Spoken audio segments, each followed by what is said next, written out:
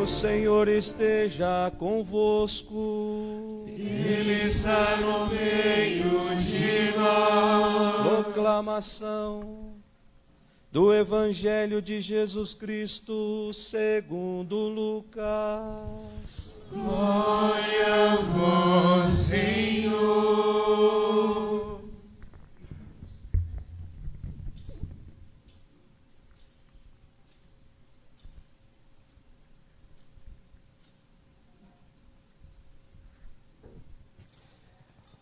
Aconteceu que naqueles dias César Augusto publicou um decreto ordenando o recenseamento de toda a terra.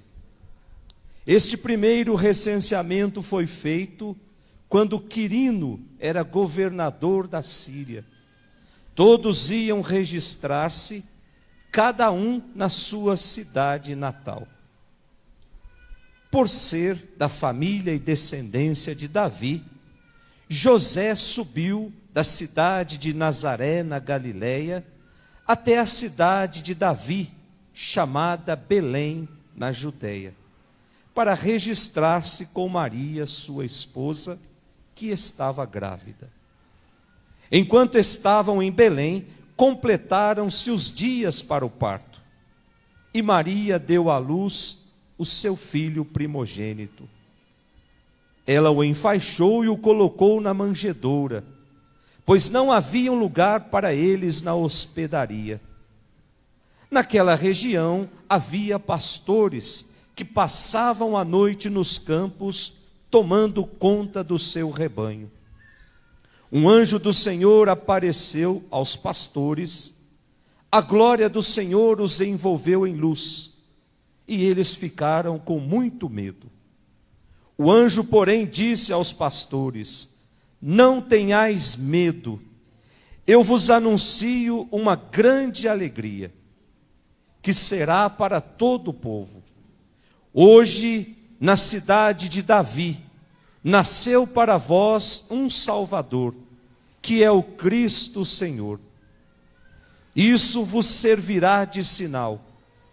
Encontrareis um recém-nascido, envolvido em faixas e deitado numa manjedoura. E de repente juntou-se ao anjo uma multidão da corte celeste.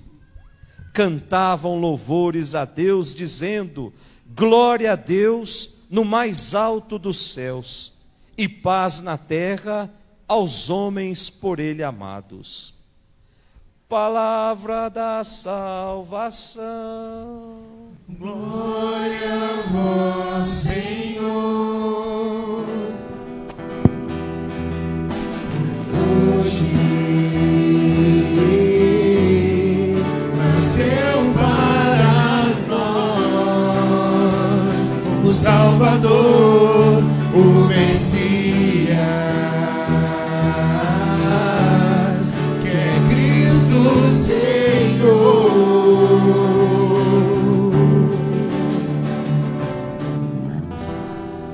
Podemos sentar. Caríssimos irmãos que nos acompanham ao vivo pelas redes sociais, as leituras que nos foram propostas nessa noite não deixam dúvidas. Elas vêm nos apresentar o rosto de um Deus que é puro amor. Vem nos apresentar um Deus que ama os homens, um Deus que não deixa nenhum daqueles que Ele escolheu ficar perdido, ficar abandonado, um Deus que envia-nos um menino para ser a luz, para iluminar os nossos passos. Primeira leitura que nós acabamos de ouvir, profeta Isaías, escrito mais ou menos 800 anos antes de Cristo, numa época em que o rei Ezequias não estava dando muito ouvido ao profeta. Aliás, até acusava o profeta de agir por impulso, de não ser um enviado de Deus. E aí o profeta sempre alertando: nós precisamos sim fazer alianças, mas não alianças políticas. Nós precisamos fazer aliança com Deus. Vamos deixar de lado o Egito, a Fenícia, a Babilônia. Nós não precisamos deles para nos fortalecer. Nós precisamos de Deus. Então, além de não dar ouvido para o profeta, o rei da Assíria, ele fica sabendo dessa proposta do profeta e começa a voltar o seu exército contra Judá. Nós vimos na primeira leitura de domingo. E de repente, Judá estava totalmente devastado.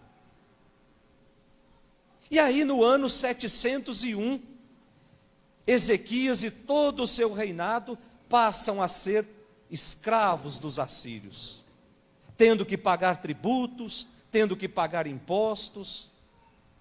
Então, desiludido com tudo, desiludido com os reis, desiludido com a política, o profeta começa a sonhar com um tempo novo, um tempo onde não haverá mais guerras, um tempo onde não será mais preciso usar as armas, um tempo onde quem vai reinar será a justiça e o direito. É aí que aparece essa primeira leitura que nós acabamos de ouvir.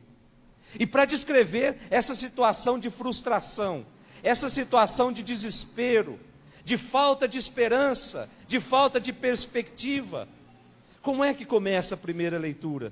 O povo que andava nas trevas. Portanto, a primeira linha da primeira leitura já começa a descrever a situação em que o povo estava vivendo. Porque os reis de Judá não estavam mais dando conta de conduzir o povo para a felicidade. Não estavam mais dando conta de conduzir o povo para a vida. Porque estavam mais preocupados com os seus próprios interesses do que com o povo. Então Deus instaura uma nova ordem, através, texto de hoje, através de um menino para reinar no direito, para reinar na justiça. E aí ele continua a partir do versículo 5, dizendo que esse menino será um conselheiro admirável, será um Deus forte, será o príncipe da paz. Portanto, um menino como dom que Deus oferece ao seu povo. E é através desse menino que Deus vem morar no meio do seu povo. Oh, gente, olha que coisa bonita. 700 anos antes de Cristo, Deus já estava preocupado com o seu povo. Deus já estava elaborando uma forma de vir montar a sua tenda no nosso meio, de vir morar entre nós. Portanto, é uma forma que Deus escolhe, que Deus quer vir morar no nosso meio. A segunda leitura, a carta que nós acabamos de ouvir como proposta da segunda leitura, a carta de Tito, capítulo 3, quando São Paulo escreve essa carta para Tito, São Paulo, nesse trecho, ele fala quais são as razões pelas quais vale a pena ser cristão. Precisa valer a pena ser cristão, senão não faria sentido nós estarmos aqui nessa noite. E São Paulo deixa muito claro, a primeira razão que vale a pena ser cristão é o amor que Deus oferece aos homens gratuitamente. Gente do céu, quantas vezes Deus já podia ter desistido de nós? Cada um sabe responder. Quantas vezes Ele já poderia ter virado as costas para mim? E Ele não fez isso por quê?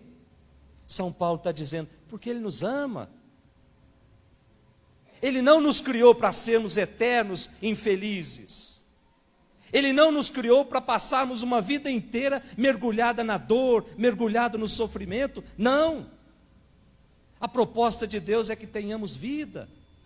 A proposta de Deus é que nós passemos as experiências desse mundo com a certeza de que Ele está conosco. O Evangelho de domingo vinha dizer, Ele é o Deus conosco, Ele é o Emanuel. Portanto, eu preciso me encher dessa certeza. E quando essa certeza estiver totalmente cheia dentro do meu coração, como o coração de Maria, aí nada, nem ninguém vai me fazer baixar a cabeça mais. Porque eu tenho certeza que Ele está comigo. Na dor, Ele está comigo. Na tribulação, Ele está comigo. Naquela angústia que não chega o resultado daquele exame, Ele está comigo. Na depressão, Ele está comigo. Nas incertezas da vida, Ele está comigo. Por isso essa noite é a noite em que nós podemos dizer, ô Senhor, fica conosco. Não permita que a proposta desse mundo ocupe o seu lugar no meu coração. E aí São Paulo continua, a segunda razão pela qual vale a pena ser cristão é a esperança. A esperança que leva o homem a perceber que nós não somos daqui. Primeiro, o amor. Eu preciso me sentir que eu sou amado por Deus. Depois eu preciso alimentar a esperança. E essa esperança, dentro de mim, sendo alimentada, ela vai me dar a certeza, eu não nasci para viver nesse mundo, eu nasci para o céu. Eu estou experimentando as dores desse mundo, as alegrias desse mundo, mas eu não sou daqui. Eu sou um estrangeiro. E Deus me concedeu 60, 70, 80, 90, no máximo 110. O que é isso diante da eternidade? Portanto, nesse período em que Deus me concedeu que eu vivesse nesse mundo, eu preciso fazer valer a pena a minha estadia nesse mundo. No dia do nosso batismo, Deus colocou nas nossas mãos um punhado de semente, para que nós semeemos o amor dele por onde a gente passa. Colocou um punhado de semente que brota amor, para que os nossos relacionamentos sejam de fato relacionamentos de um amor desinteressado, de um amor verdadeiro. Nós precisamos semear isso. Esse negócio de semear é uma linguagem antiga, mas a gente podia mudar isso. Deus nos criou para que quando passássemos por esse mundo, criássemos links do seu amor por onde a gente passar. Criar link do amor de Deus dentro da nossa casa. Criar um link do amor de Deus lá no nosso ambiente de trabalho. Criar link do amor de Deus nos nossos relacionamentos, na nossa vizinhança, no nosso condomínio. E isso vai alimentando a nossa esperança. Depois nós temos a terceira razão que São Paulo diz a Tito, pela qual vale a pena ser cristão. É a obra redentora, que fez com que Cristo se entregasse totalmente por nós. Versículo 14. Eu dizia domingo, qual é a religião que tem um Deus que corre atrás do homem, senão a nossa? Não somos nós que corremos atrás de Deus.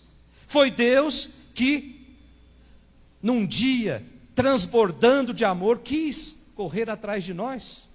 Primeiro foi atrás daquela menina de 17 anos, lá em Nazaré.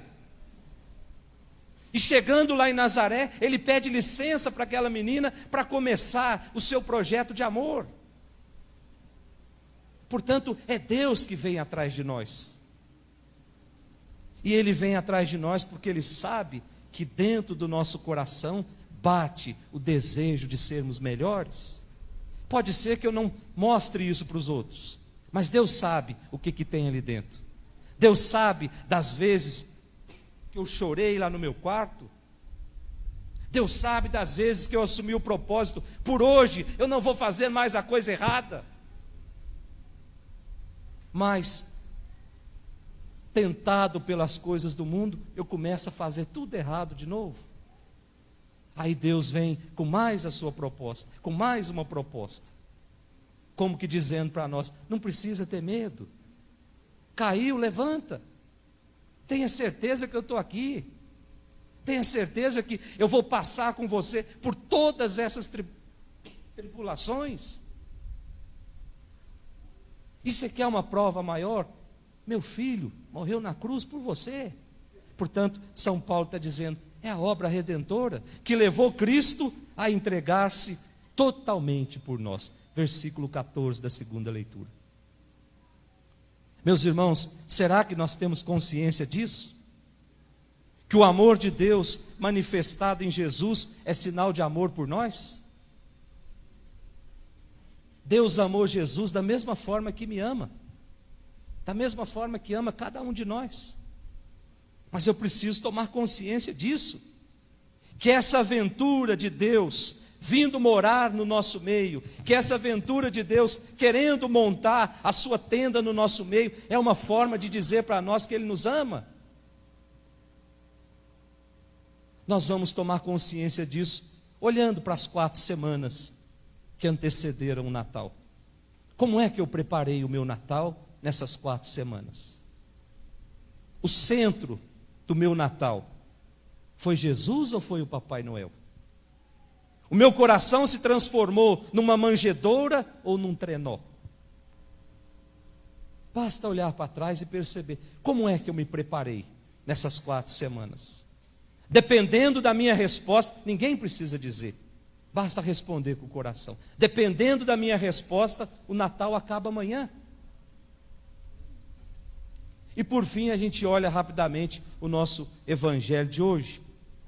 O evangelho de São Lucas, o capítulo 2, que nos apresenta uma catequese sobre Jesus, o Filho de Deus que veio morar no nosso meio, que veio nos oferecer a salvação. E aí nós não podemos deixar de olhar a cena desse evangelho. E ao mesmo tempo, nós nos colocarmos lá dentro dessa cena. De uma simplicidade desconcertante. Diz o evangelho que faltava lugar na hospedaria. A manjedoura, o lugar onde o gado comia, portanto um coxo. Um coxo onde os animais babam ali dentro. Vocês que são mães, vocês teriam coragem de colocar o seu filho dentro de um coxo? E o Filho de Deus nasceu dentro de um coxo, certamente todo babado pelo gado, para dizer que o Deus é o Deus da simplicidade, não é o Deus do desleixo. Faltava lugar na hospedaria, e de repente todo o universo começa a se voltar para aquela cena simples, a visita dos pastores. Tudo para dizer que é na simplicidade, é na fragilidade que Deus se manifesta aos homens. Portanto, a proposta de Deus não é uma proposta que se dá pela força, não é uma proposta que se dá pelo poder político, não é uma campanha publicitária bem feita. Deus escolhe vir ao encontro dos homens na pura simplicidade, na ternura de um menino nascido no meio dos animais, portanto, na absoluta pobreza, despido de qualquer segurança. Gente, essa é a lógica de Deus, é assim que Ele entra na nossa história. Vamos pedir para Deus essa graça nessa noite? Da mesma forma que nessa noite, há 2019 anos atrás, Deus se aventurou vir ao nosso encontro, que nós também tenhamos a coragem de ir ao encontro dele, com uma vida justa, com uma vida santa, com uma vida voltada para as coisas do alto, alimentando em nós o amor, alimentando em nós a esperança e acreditando na obra redentora. E que o Espírito Santo, essa luz que nos ilumina toda manhã, possa nos explicar todas essas palavras. Em nome do Pai, do Filho e do Espírito Santo.